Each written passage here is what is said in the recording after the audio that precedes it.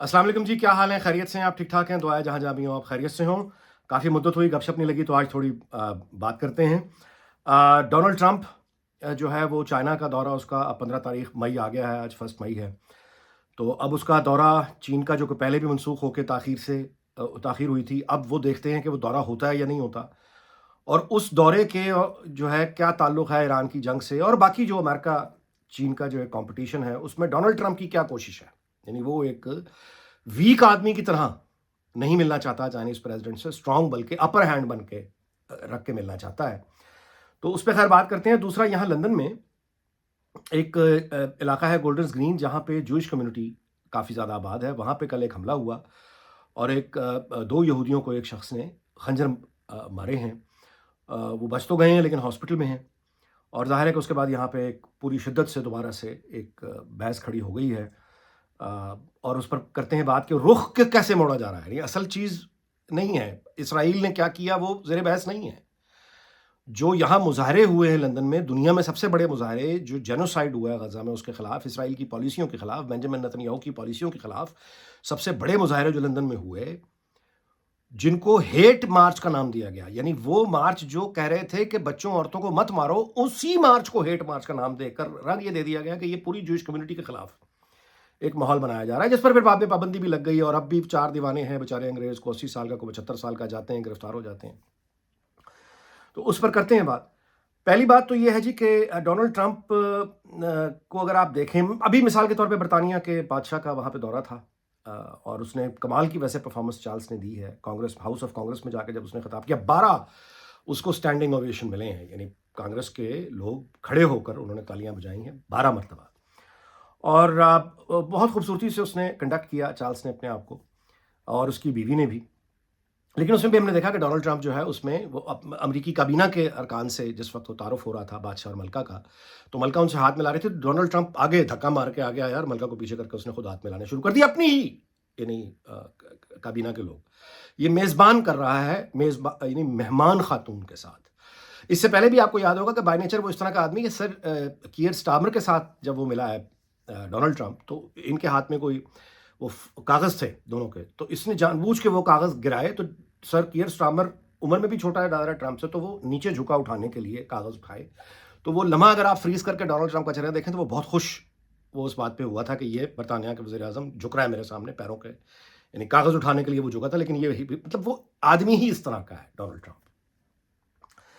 तो चीन और इसकी लड़ाई में हमने पहले देखा कि गुंडागर्दी, इन्होंने चीन की अंधाधुंध टैरिफ लगा दिए।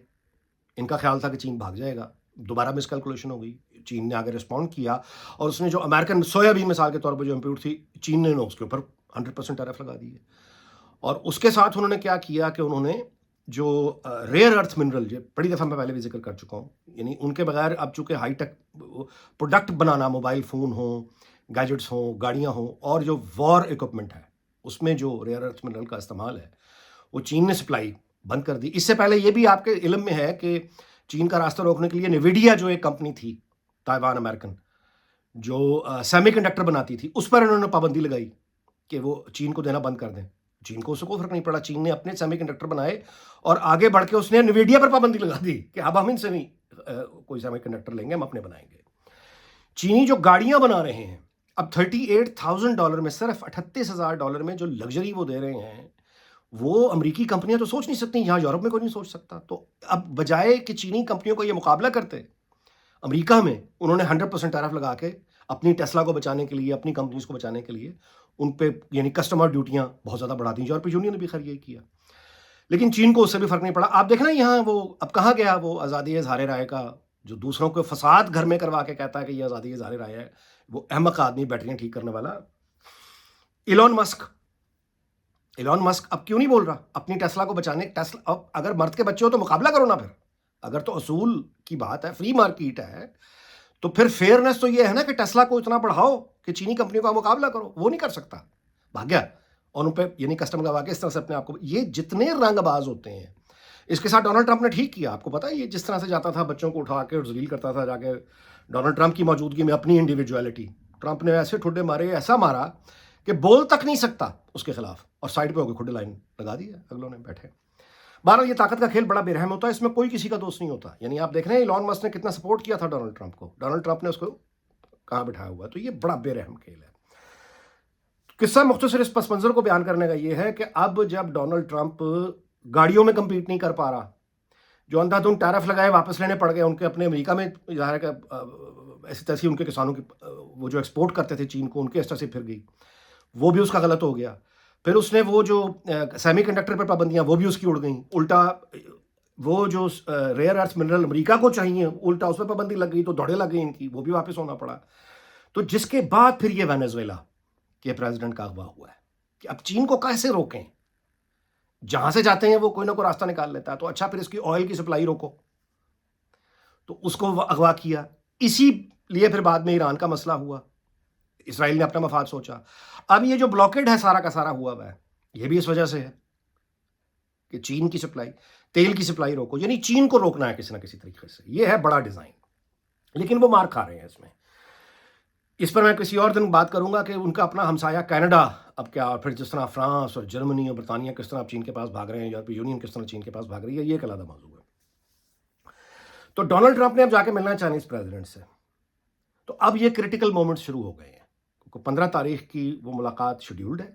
اس سے پہلے وہ یہ چاہے گا کہ ایران والا معاملہ جو ہے، یہ جو تیل کی سپلائی ہے، اس کو پوری طرح سے اسٹیبلش کرے اپنا کنٹرول، ایران کو ہرائے، اور اس کے بعد پھر چائنیز پریزیڈنٹ سے مضبوط ہو کے ملے کہ یہاں سے تو اسٹریٹ آف ہرمز سے جو تیل اگر ایران سے تم بھی لوگے تو وہ ہم سے پوچھ کے ہوگا، اور پھر ہم اس کو بند کریں گے تیل کو، تمہاری سپلائی کو. وینزویلا پہلے ہم نے قابو کیا ہوا ہے، یہ بھی کر لیں گے. تو بات کرو ہم سے. بات کیا کرنی ہے؟ ریئر ارتھ منرلز آئندہ پابندی نہیں لگاؤ گے، اور اپنی شرائط ہونڈا گردی کی جو ہوتی ہیں وہ منوانے کی وہ کوشش کرے گا. لیکن یہ اب بہت کریٹیکل مومنٹس، جیسا میں نے گزارش کی، شروع ہو گئے ہیں. تاریخ میں بہت بڑے واقعات کا یہ دور ہے، اور اس موقع پر کوئی بھی آدمی جو یہ پریڈکٹ کرے کہ ایسا ہوگا یا ایسا ہوگا، وہ بالکل نابلد ہے، لا علم ہے. لہٰذا کچھ بھی ہو سکتا ہے، انسرٹینٹی بہت زیادہ ہے. اب آ جائیے یہاں جو برطانیہ میں ہوا. دیکھیے برطانیہ بنیادی طور پر یہ جو تاریخ کا بہت شعور رکھنے والا معاشرہ ہے، اور اس کی جو جڑیں ہیں وہ بہت گہری ہیں، بڑی مضبوط ہیں. تو یہاں اس طرح کا رد عمل تو نہیں ہو سکتا جو امریکہ میں جس طرح کا بڑا جذباتی رد عمل آتا ہے. پہلے پورا کا پورا امریکہ ٹرمپ کے ساتھ ہو گیا، اب پورا کا پورا اس کے خلاف ہو گیا. یہ اس طرح کا برطانیہ معاشرہ نہیں ہے. لیکن جو آپ کہیں کہ کوششیں، وہ یعنی جو میں نے گزارش کی ہے کہ وہ ہیٹ مارچ ابھی بھی وہی کل سے دوبارہ ہر ریڈیو، ہر ٹی وی، ہر جگہ وہ پورے زور سے پروپیگنڈا یہ ہو رہا ہے کہ یہ ہیٹ مارچز کی وجہ سے یہودیوں کے خلاف، جوئش کمیونٹی کے خلاف یہ نفرت آ رہی ہے. جوئش کمیونٹی کے اپنے لوگ سامنے آ کے ظاہر ہے یہی کہہ رہے ہیں کہ ہم بہت انسیکیور فیل کر رہے ہیں، ہم یہاں پیدا ہوئے پلے بڑھے لیکن ہمارے جانے کا وقت آ گیا، وغیرہ وغیرہ وغیرہ وغیرہ. یہ بھی پہلی مرتبہ ہمیں، یعنی ہمارے علم میں آیا جب پہلے ایک ایمبولینس پہ کچھ حملے ہوئے تھے کچھ ہفتے پہلے. وہ جوئش ایمبولینس سروس تھی، تو پتہ چلا کہ جوئش ایمبولینس سروس بھی یہاں علیحدہ ہے، جوئش پولیسنگ کی بھی علیحدہ یہاں انتظام ہے. یعنی اب اس پہ اسی طرح سے تنقید بھی شروع ہو گئی ہے. تو یہ ایک آپ کہیے کہ ایک طرف سے انتہا پسند جو لوگ ہیں ڈونلڈ ٹرمپ کی طرح کے، آپ یوں کہیے، وہ نکل کے اپنا ایک پروپیگنڈا کر رہے ہیں، اینٹی مسلم، بنیادی طور پہ اینٹی امیگرینٹس، وہ اب کھل کر باتیں ہو رہی ہیں. لیکن اس کے جواب میں بھی جو کاؤنٹر نریٹو ہے وہ بھی اتنی ہی طاقت سے آ رہا ہے اور بتایا جا رہا ہے. اب اس میں جو نئی چیز ہے وہ یہ ہے کہ جو جوئش کمیونٹی کی طرف سے آئی ہے وہ یہ ہے کہ جو مسلمان ٹیچرز پڑھا رہے ہیں اسکولز میں، وہ سرکاری سلیبس اور وہ اس طرح کی نہیں پڑھا رہے، بلکہ بچوں کو یہ پڑھا رہے ہیں کہ اسرائیل تو ظالم ہے اور غزہ میں جینوسائیڈ ہوا ہے، اور یہ کہ حماس جو ہے وہ تو ٹیررسٹ آرگنائزیشن نہیں ہے. تو اب وہ بھی مسلمان ٹیچرز اب ٹارگٹ ہو رہے ہیں کہ ان کو کسی طرح سے یہاں سے نکلوایا جائے، کی پوزیشنز پہ جہاں بیٹھے ہیں ان کو کنٹروورشل بنایا جائے. بنیادی طور پہ یہ ایفرٹ ہے. لیکن جیسا میں نے گزارش کی کہ ابھی تک تو اس کا کوئی یعنی بڑے پیمانے پر اثر نہیں ہے، کیونکہ یہ معاشرہ اور طرح کا ہے. لیکن ایک لڑائی ہے بہرحال جو جاری ہے. تشدد کی حمایت تو نہیں ہو سکتی. یہ آدمی جس نے یہ خنجر لے کے بھی معلوم نہیں ہے کہ یہ مسلمان ہے، یہ کون ہے، بتایا صومالیہ میں پیدا ہوا بتایا جا رہا ہے، اس کے بعد یہ یہاں پہ آیا، پھر یہ برٹش نیشنل، اور اس نے یہ خنجر مارے ہیں. کیا یہ آدمی مینٹلی اسٹیبل تھا، نہیں تھا، کچھ ابھی اس کے بارے میں علم نہیں ہے. لیکن ایک بات میں آپ سے گزارش کر دوں کہ یہ جو جرائم ہوتے ہیں اس طرح کے کہ آپ عام سویلین کسی کو جاتے ہوئے مار دیں چاقو سے، یہ اس کی حمایت نہیں ہو سکتی، اور یہ کاؤنٹر پروڈکٹیو ہوتے ہیں. یعنی وہ 2 آدمی جو زخمی ہو کے ہاسپٹل میں ہیں اس وقت یہودی، ان کا کیا لینا دینا اسرائیل کی حکومت سے، ان کا کیا لینا دینا ان پالیسی سے. اور بالفرض محال اگر کوئی یہاں بیٹھ کر गुफ्तगू की हद तक, दलील की हद तक सपोर्ट भी कर रहा है, तो गुफ्तगू की हद तक ही कर रहा है ना, उसको जाके मार देना, इसकी हिमायत नहीं हो सकती। ये हमेशा काउंटर प्रोडक्टिव होता है, ये नुकसानदेह होता है, और इसके नतीजे में जो विक्टिम, यानी इसके नतीजे में आप कहें कि पूरी एक कम्युनिटी जो है वो मुश्किल में आ जाती है।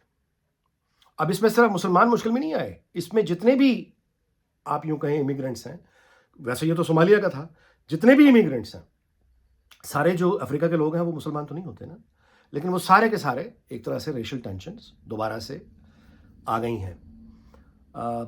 फौरी परेशानी की, जैसा मैंने गुजारिश की, यहाँ पे इस तरह की पैनिक वाली बात नहीं है, लेकिन ये बहस दोबारा से खड़ी हो गई है। ये तारीख, मैं आपसे दोबारा गुजारिश कर वीलॉग इस बात पर ख़त्म कर रहा हूँ, तारीख जो है ना वो बहुत बड़े वाक़यात इस वक्त जन्म ले रहे हैं, और इतनी अनसर्टेनिटी दोबारा से खड़ी हो गई है मज़हब के नाम पे, नस्ल के नाम पे, जो नहीं होनी चाहिए थी, नहीं होनी चाहिए थी, क्योंकि ये वाली नफ़रत, ये अंधी नफ़रत होती है, इससे फिर कुछ भी नहीं देखा जाता।